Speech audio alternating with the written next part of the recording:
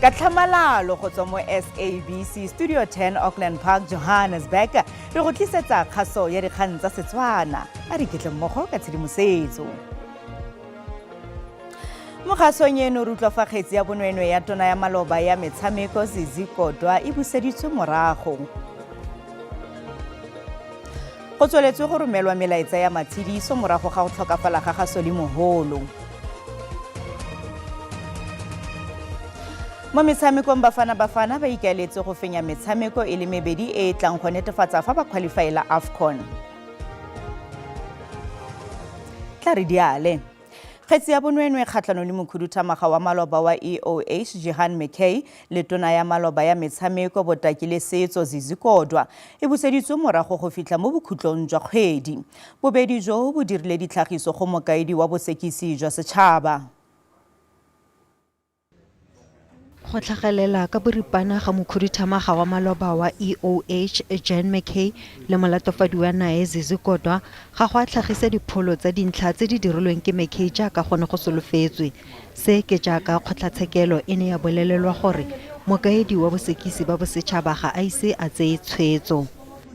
I have been in constant communication with the DPP office in relation to the outcome thereof. Your Worship, I have been advised that the decision has not been made, Your Worship, already as yet, and as a result, the state will then still be requesting for a remand for the outcome of representations in respect of accused number 1, Your Worship.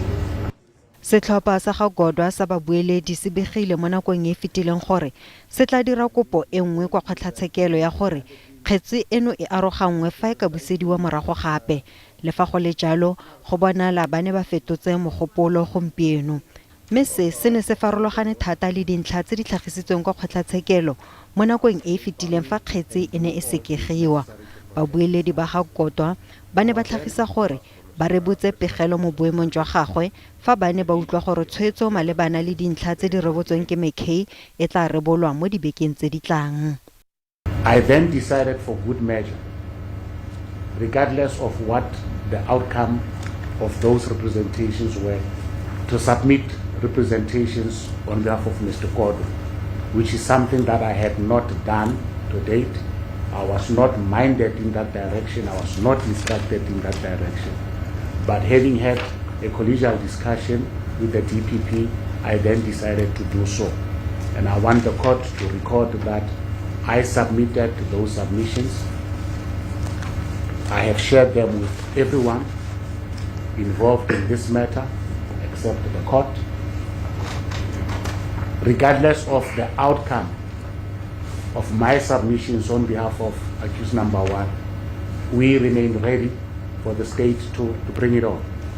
Dintlha tse di tlhagisitsweng di ka nna tsa sekasekiwa go fitlhelela kwa mokaeding wa bosekisi ba bosetšhaba.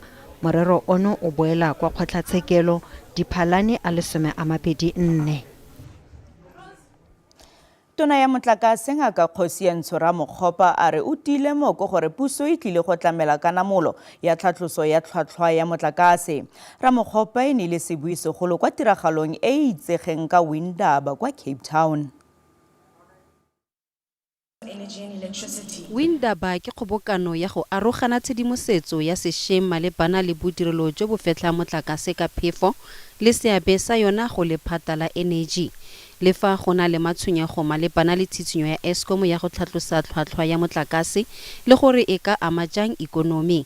Molaodi wa bosetšhaba wa energy mo nageng NERSA o kgadilwe thata ke bangwe ka ntlha ya go ategenisa tlhatlogo ya tlhwatlhwa ya motlakase e kwa godimo ga inflation. I am confident where I am that the issues around the tariff we can provide some degree of relief. But we are not going to soil the NERSA process. So NERSA is going to run its process. I will make that submission as a minister through that process. Ramokgopa o tlhagisitse dintlha di le mmalwa tse di bakileng gore naga e bo e kgonne go emisa kgaogo ya motlakase e naga e itemogelang yone ga jaana. Tsona di akaretsa mananeo a tsepameng a Eskom le boto le botsamaisi jo bo tsereng kgato go nna kgatlhanong le bonweenwee kwa motlameding ono wa motlakase. Bad apples were there, like in any institution. I mean, Eskom is 40,000 plus people there. bad apples undermining the work that we are doing, leakage, malfeasance, corruption. Gape tona a re puso e tlile go samagana le dikgoreletsi le dikgwetlho malebana le diporojeke tse di fetlang motlakase ka mekgwa e phepa. Lephata la motlakase o fetlhiwang ka phefo la re le itemogela mathata kwa maemela fofaneng le maemela kepe a dirisediwang go amogela mafetlho kana diturbine. If you look at a turbine, these are huge mega structures. As the technology evolves, we're getting bigger structures coming into the country. We are in construction of 1.3 gigawatts of wind projects over the next 12 months. So in the next 12 months, we are expecting these turbines to reach our shores, to come in through our ports.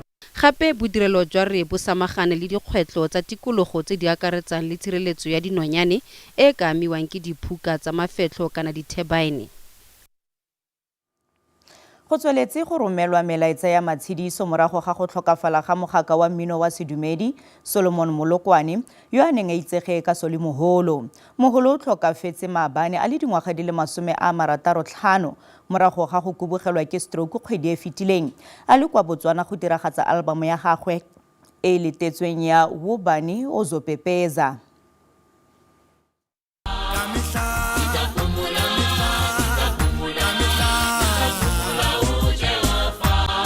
Solomon Molokwane yo neng a itsege jaaka Soli Moholo o belegetswe kwa Soshanguve kwa bokone jwa Pretoria. Soli Moholo na tumile ka mmino wa gagwe wa go binela mokhukhu. Jaaka modiragatsi yo nang le talente, o thusitse diopedi tse dingwe go atlega.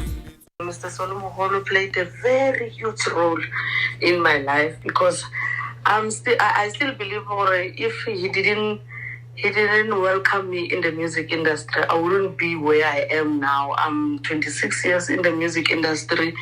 Last year we were celebrating, he was congratulating me.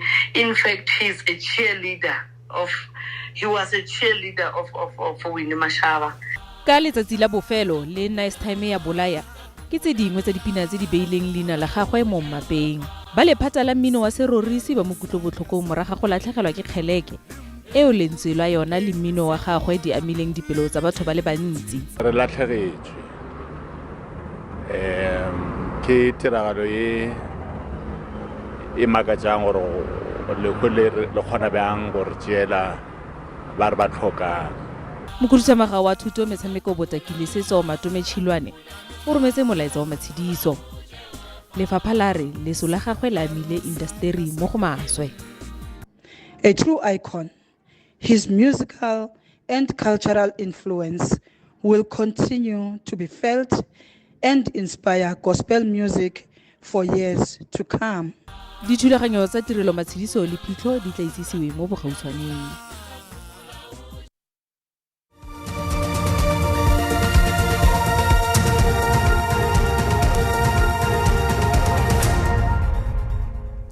Baagi ba kwa Seshego kwa Limpopo ba tlhagisitse matshwenyego ka ga go kgaolwa ga tlamelo ya metsi le tlhwatlhwa e kwa godimo ya ditirelo. Ba ne ba rulagantse go bolotsa ditshupetso ka ga matshwenyego a bona, mme le fa go ntse jalo ba sweditse go busetsa thulaganyo eo kwa morago go fitlha mo nakong e sa tlhomamisiwang.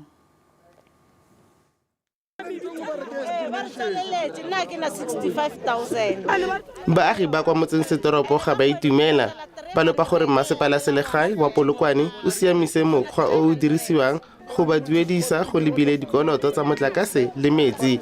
Baagi ba re dikoloto tseno di kwa godimo thata. Ba re fa dikoloto tse nna sa ditsebeng everyday ba romela dikoloi ka kwa dikitima dipotima mabone re gopela re John ra mo gopela batho ba se ka tlo tima mabone ane ba re botse dikoloto tsa rena tse re di tsebang o mpotsa gore metsi a ka dira bo 28,000 ya kgonega ke patela every month aba di justify gore motho a shela after 12,000 because o ka se re motho kolota 3,000 o sa mo fumile. Ba ne ba rulagantse go ipeletsa kgatlhanong le masepala wa Polokwane. Since mayor re tshepisha 4 to 3 years a re metsi a tlo ba gona mo Seshego re na le bagekolo ba ile gore ba tshwere ke di-arthritis di-high blood Bošego le Mosegare ba ketimishana le di-grivana. Jaanong ba ikuela gore mayor Khuduthamaga a tlogele tiro.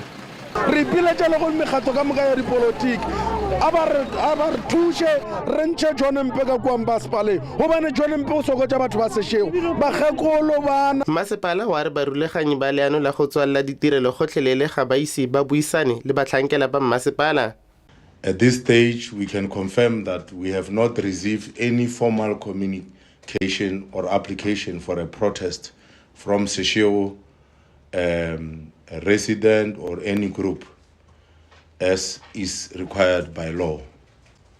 We want to assure the community that Thursday and Friday, because they are also enticing residents with Friday, will be normal business days. And we encourage everyone to proceed with their daily activities as usual. Mpe a re go na le lwano la go rarabolola bothata ba thebolo e bokoa ya ditirelo. Ke Katlego Nyoni wa Dikgang tsa SABC Polokwane. Pele mmeteledi wa Mogoso Nkosinathi Phakathi a tlholwa yo mongwe wa batswa setlhabelo yo a neng a le dingwaga di le 14 fa na betelelwa. O buisane le ba dikgang tsa rona ka ga go leta ga gagwe dingwaga di le 8 pele a bona tshiamelo.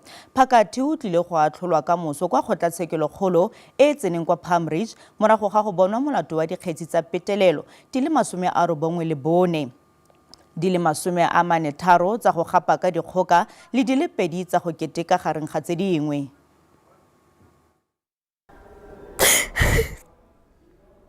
I'm sorry. Le kharijwana leno ke yo mongwe wa batswa setlhabelo ba baneng ba tsena sekolo ka ngwaga wa 2016 fa le dingwaga di le 14 bona a fitlhela Phakathi kwa legwaeng la gagwe yo a neng a mongoka le go mmetelela gaufi le seporo se se gaufi le kgaolong ya kwa gabo. Ga jaana monna yo a neng a tshedisa batho ka poifo dingwaga o tlile go utlwa tshwetso gore o tlile go felela kae.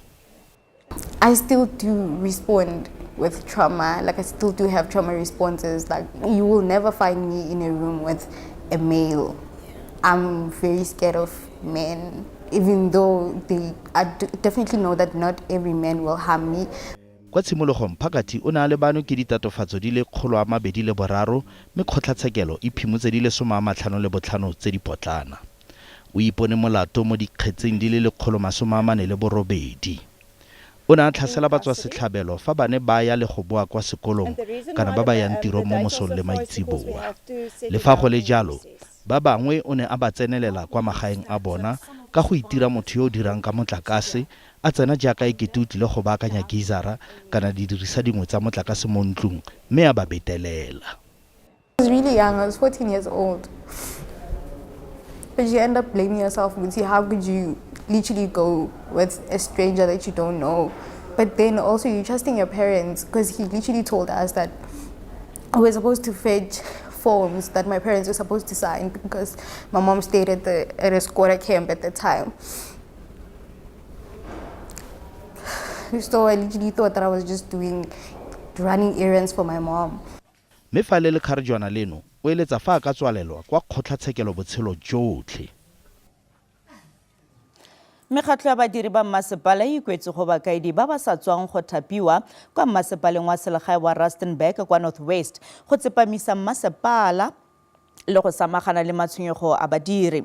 Masepala o editse dingwaga di le 2 o sa thape batsamaisi bagolwane mme go begwa fa seo se tlhokisitse tsepamo segolo thata mo mererong ya thebolelo ya ditirelo.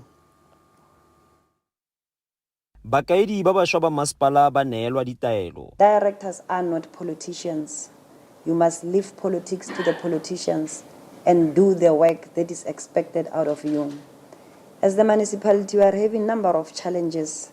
For example, the major challenge that we are having as the municipalities is water challenge, direct infrastructure. To an extent that we are also having electrical and water losses that are far behind the norm that is expected. Makoko kganetso a amogela go thapiwa ga bona. Re tla nna le stability mo setheong sa rona sa masepala wa Rustenburg. It means that now re kgona go nna le accountability. The DA actually welcomes the appointment of directors. It will bring a sense of stability in the town. Mekgatlho ya badiri ya ritiego mo go thapeng bakaedi mo maemong a botlhokwa ya amile maloko a yona thata. We have a backlog. As we are speaking with you now, our members at sanitation, they are on go slow. The reason is that they have never been provided with PPE for the past 3 years. It is not only at sanitation. Everyone in this municipality has not been provided PPE since 2021. Nngwe ya dintlhapisegelo ke go lwantsha tshenyo ya mafaratlhatlha a masepala. SABC has then declared that their teams would continuously, on a daily basis, monitor our basic services infrastructure, like our reservoirs, like our substations. And that is coupled by the committed men and women in the law enforcement section of our municipality who are day and night chasing criminals. Banna le seabe ba kopile bakaedi ba bašwa gore ba itlhaganedise thebolelo ya ditirelo. Itumeleng Khajane, SABC News, Rustenburg.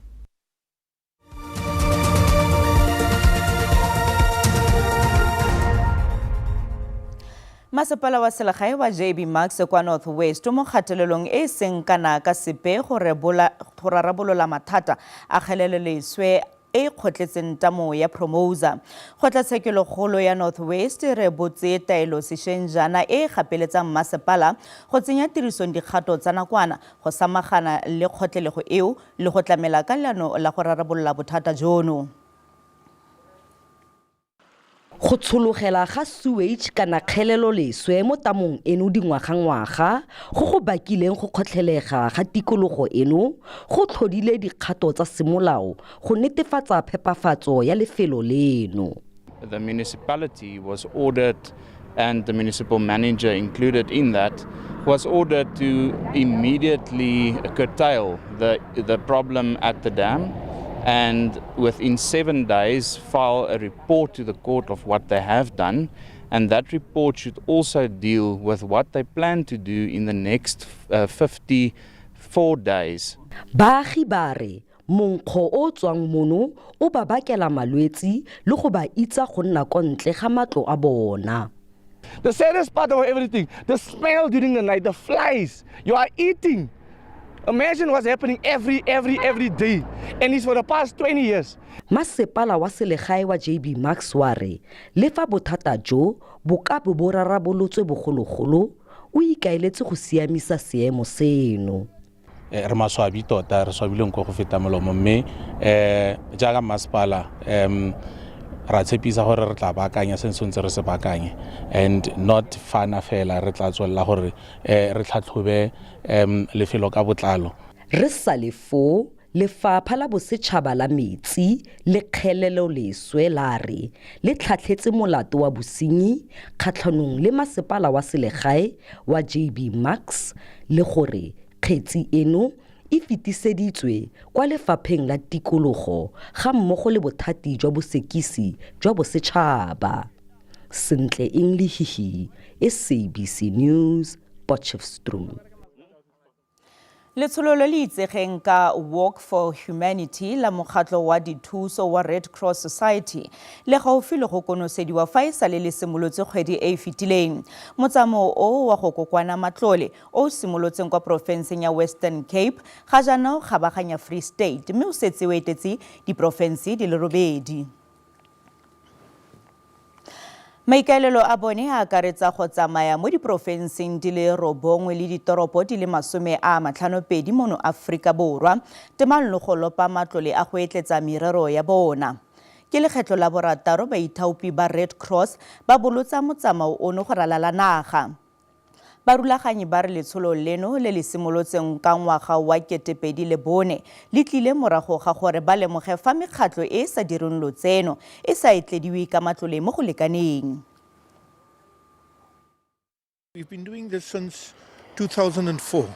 The reason for doing this for the Red Cross is because I discovered that the Red Cross doesn't get any financial support by the government. And that's why myself and the team felt that we want to do this because of what the Red Cross is doing for our communities nationwide. Well, to be honest, yes, we are doing this for the Red Cross. I can't say it's an annual thing. It's only when the desire comes up then the team and us, myself, we do this.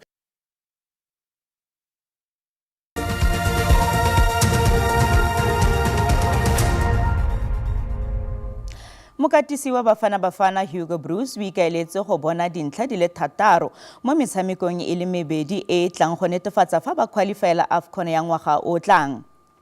Afrika Borwa o tshwanetse go fenya Congo Brazzaville mo metshamekong e latelanang go simolola ka metshameko ya monogae kwa Gqeberha ka Labotlhano o tlang. Ga jana ba mo maemong a bobedi mo Group K ka dintlha di le 4 morago fela ga Uganda. Go lebega tsohle di le diatleng tsa Bafana go qualifyela tournament ya Africa Cup of Nations. Gomme ga se ba thomile solo la bona ga botse morago a gore ba raloke maleka kgatlhanong le Uganda e fela ba kgonne go fenya South Sudan mo papading ya tseleng. Motlhatlhi Hugo Bruce o re selo seo se nyakegago ke se se tee ka ge ba swanetse go fenya dipapadi tše pedi tšeo di latelago kgatlhanong le Congo Brazzaville. It's possible that we can have 6-on-6. Certainly here at home we have to win. There is no excuse. I'm very sorry. There you're playing again on a synthetic pitch, who is not so good. What I heard from my team manager, he was in Congo. Setlhopha sa Bafana se kopana ka mokibelo ka Johannesburg pele se leba ka Gqeberha. Gomme Bruce o thabishwa ke gore o tlo ba le nako e maleba le masogana a gagwe. I'm very happy that PSL agreed with my request because there is no competition game. There is only the MTN final. So only the players of Pirates and Stellenbosch are playing on Saturday. Morago ga go palelwa ke go raloka dipapadi tše pedi tša go feta ka baka la kgobalo, Bruce o kgotsofetše ka ge moswara dino wa gagwe le mokaptene Ronan Williams a boetše mo sehlopheng. I'm happy that Ronan will be back. For sure. Every coach is happy with him. Yeah. And not only for me then as a goalkeeper, but also as a captain. E fela Bruce o tshwenywa ke taba ya gore baraloki ba gagwe ba bohlokwa e le go Tebogo Mokoena le Khudiso Motau ga ba raloke ka mehla sehlopheng sa Mamelodi Sundowns. I don't think it will be a problem now, but if this situation is going on. Motho di ne di le kalo tsa segong jono kgaso e latelang ke ya sepedi ka moso mo SABC 2 le SABC le hae ga jana ke go tlogela le boinelo mo lebimang ka tsa maemo a bosa go fitla re kopana gape mo nakong e tlang sala sentle.